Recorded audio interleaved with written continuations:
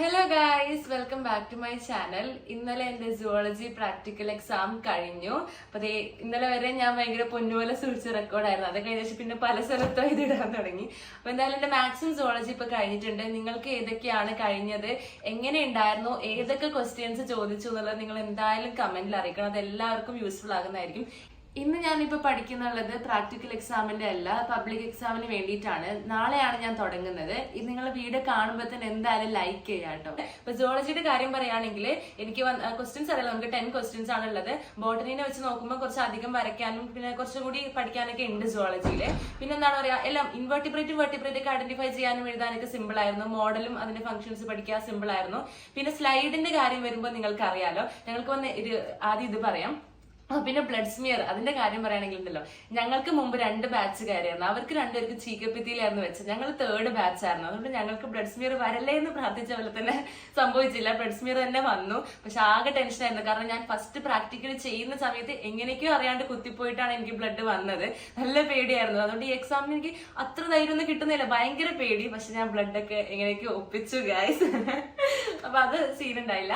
പിന്നെ ഒരു കാര്യം പറയുകയാണെങ്കിൽ, നിങ്ങൾക്ക് എങ്ങനത്തെ ഇൻവിജിലേറ്റേഴ്സ് ആണ് ഇതുവരെ എക്സാമിനൊക്കെ വന്നത്? ഞങ്ങൾക്ക് വന്ന എക്സ്റ്റേണൽ എക്സാമിനർ ആണെങ്കിൽ ഭയങ്കര സ്ട്രിക്റ്റ് ആയിരുന്നു ഗൈസ്.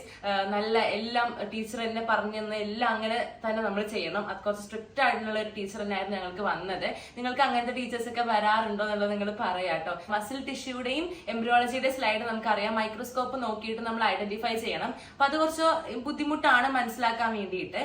അപ്പോൾ പറഞ്ഞു വരികയാണെങ്കിലും ഞങ്ങളുടെ ടീച്ചർ ഞങ്ങൾക്ക് ഒരു ട്രിക്ക് പോലെ, ഞങ്ങളുടെ ടിപ്പ് പോലെ പറഞ്ഞു തന്നിട്ടുണ്ടായിരുന്നു. നിങ്ങളിപ്പോ മസിൽ അതുപോലെ തന്നെ മറ്റേ സ്ലൈഡും എംബ്രിയോളജിയുടെ നിങ്ങൾ മൈക്രോസ്കോപ്പ് നോക്കി വെച്ച് നിങ്ങൾക്ക് ഐഡന്റിഫൈ ചെയ്യണത് എങ്ങനെയാണെന്നുള്ളത് നിങ്ങൾ വരച്ചെടുത്തോ. കൂടെ തന്നെ നിങ്ങൾക്കത് അറിയാൻ വേണ്ടി കൂടെ തന്നെ നമുക്ക് ആ സ്ലൈഡ് ഇങ്ങനെ പുറത്തുനിന്ന് കാണാൻ പറ്റുമല്ലോ. അപ്പൊ അങ്ങനെ പുറത്തുനിന്ന് കാണുമ്പോൾ നമുക്ക് ജസ്റ്റ് ഏകദേശം ഇത് അതിന്റെ സ്ലൈഡ് ആണെന്ന് ഐഡന്റിഫൈ ചെയ്യാൻ വേണ്ടി ഒരു ടിപ്പ് പോലെ നിങ്ങൾ അതും ജസ്റ്റ് ഒന്ന് മനസ്സിലാക്കി വെച്ചോ എന്ന് ടീച്ചർ പറഞ്ഞിട്ടുണ്ടായിരുന്നു. ഇൻ കേസ് നിങ്ങൾക്ക് മൈക്രോസ്കോപ്പിൽ നോക്കിയിട്ട് മനസ്സിലായില്ലെങ്കിൽ ആ സ്ലൈഡ് കണ്ട് ഐഡന്റിഫൈ ചെയ്യണം. അപ്പൊ ഞാൻ എന്ത് വെച്ചാൽ എനിക്ക് പെട്ടെന്ന് നോക്കിയപ്പോൾ കിട്ടിയില്ല. എനിക്ക് പ്ലാസ്റ്റിലൈഡ് ആയിരുന്നു വെച്ചിട്ടുണ്ടായത്. അപ്പൊ ഞാൻ ജസ്റ്റ് സൈഡിൽ കൂടെ ആ സ്ലൈഡ് ഇങ്ങനെ ജസ്റ്റ് നോക്കാൻ നോക്കുമ്പോൾ ആ വന്ന ഇൻവെസ്റ്റിഗേറ്റർ സൈഡിൽ കൂടെ അല്ലല്ലോ, നിങ്ങൾ അങ്ങനെയാണ് ഐഡന്റിഫൈ ചെയ്യേണ്ടത്, മൈക്രോസ്കോപ്പ് വെച്ചല്ലേ ഐഡന്റിഫൈ ചെയ്യേണ്ടതെന്ന് പറഞ്ഞു കേട്ടോ. അപ്പൊ നല്ല സ്ട്രിക്റ്റ് ആയിരുന്നു ആള്. പിന്നെ എക്സ്പെരിമെന്റിന്റെ സിമ്പിൾ ആയിരുന്നു. പിന്നെ അതുപോലെ തന്നെ വിസർ ഓഫ് ഫ്രോഗ് ആണ് ഞങ്ങൾക്ക് വരയ്ക്കാനുണ്ടായിരുന്നത്. ഒരു ബാച്ചാർക്ക് കോക്രോച്ചും ഉണ്ടായിരുന്നു. പിന്നെന്താണ്, അതൊക്കെ തന്നെയാണ്. വേറെ ഏതെങ്കിലും ക്വസ്റ്റ്യൻ വിട്ടോ? ഏതൊക്കെയാണ്? പിന്നെ ഞങ്ങൾക്ക് പാത്തജന്റെ വന്നായിരുന്നു.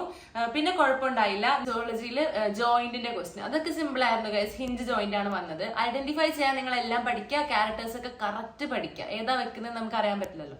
ഓക്കെ, ഞങ്ങൾക്ക് തിങ്കളാഴ്ച ഫിസിക്സ് ആണ് പ്രാക്ടിക്കൽ എക്സാം. ചൊവ്വാഴ്ച ബോട്ടണിയാണ്. ബുധനാഴ്ച കെമിസ്ട്രി ആണ്. അപ്പം തിങ്കളാഴ്ച ഞങ്ങളുടെ സ്കൂളിൽ ഞങ്ങളുടെ സ്കൂളിൽ കമ്പ്യൂട്ടർ സയൻസ് ആർക്ക് ഫിസിക്സിന്റെ പ്രാക്ടിക്കൽ കഴിഞ്ഞു. അപ്പൊ അവരൊക്കെ ഇങ്ങനെ പറയുന്നുണ്ടായിരുന്നു, സ്ട്രിക്റ്റ് ആയിട്ടുള്ള ഇൻവിജിലേറ്റർ ആയിരുന്നു വന്നത്. വൈവക്കൊക്കെ നല്ല രീതിക്ക് ഡെപ്തിൽ തന്നെ ക്വസ്റ്റ്യൻസ് ചോദിക്കുന്നുണ്ട് എന്നുള്ളത്. അപ്പൊ നിങ്ങൾ ഫിസിക്സ് ഓൾറെഡി കഴിഞ്ഞവരാണെങ്കിലും ഒന്ന് പറയാട്ടോ, ഈ വൈവക്ക് ചോദിക്കുന്നൊക്കെ എന്താ. അതുപോലെ തന്നെ മെയിൻ ആയിട്ട് ഞാൻ നിങ്ങളോട് പറയുന്നത് എന്താണെന്ന് വെച്ചാൽ, ഇപ്പൊ വൈവക്ക് നമ്മുടെ അടുത്ത് നമുക്ക് ഏതെങ്കിലും ലോസ് ഒക്കെ ബേസ് ചെയ്തിട്ടുള്ള എക്സ്പെരിമെന്റ് ചെയ്യാനൊക്കെ ഉള്ളത്. ആ ലോ ഇപ്പൊ ഹൂക്സ് ലോ പഠിക്കാനുണ്ട്. ഹൂക്സ് ലോനെ ബേസ് ചെയ്തിട്ടുണ്ട്. അപ്പൊ ഹൂക്സ് ലോ നമ്മൾ കഴിഞ്ഞ വർഷം പഠിച്ചതാ. പക്ഷെ നമ്മൾ അത് പഠിച്ചു വെക്കണം. ആ ലോ ചിലപ്പോൾ സ്റ്റേറ്റ് ചെയ്യാൻ ചോദിക്കും. പിന്നെ അതുപോലെ തന്നെ ലെൻസിന്റെ നമുക്ക് ചെയ്യാനില്ല ഗൈസ്, ലെൻസിന്റെ എക്സ്പെരിമെന്റ്. അപ്പൊ അത് ചെയ്യുന്ന സമയത്ത് അവർ സ്നെൽസ് ലോ എന്താണെന്നൊക്കെ ചോദിക്കുന്നുണ്ടെന്ന് പറയുന്നുണ്ട്. പിന്നെ നമ്മൾ ഈ വർഷം പഠിക്കുന്നതിന്റെ എല്ലാ തിയറിയും, നമ്മൾ ചെയ്യുന്ന എക്സ്പെരിമെന്റുമായി ബന്ധപ്പെട്ട എല്ലാ തിയറിയും നമുക്ക് അറിഞ്ഞിട്ടുണ്ടാവണം. അതിലേതാ ചോദിക്കുന്നത് പറയാൻ പറ്റില്ലല്ലോ. കാരണം വൈവ നമുക്ക് അറിയുന്ന തന്നെയായിരിക്കും ചിലപ്പോൾ ചോദിക്കുക. പക്ഷെ അത് നമുക്ക് തെറ്റിപ്പോയാൽ നമുക്ക് അതിന്റെ മാർക്ക് പോകും. പിന്നെ അതുപോലെ പ്രിൻസിപ്പിൾ എഴുതുന്ന സമയത്ത് അതുപോലെ ഇക്വേഷനും അത് എന്താണെന്നുള്ളത് മാത്രമേ, കുറെ പേര് എന്റെ കണ്ടിട്ട് ചോദിച്ചായിരുന്നു, പ്രിൻസിപ്പിൾ ഇത്ര അധികം എഴുതണോ,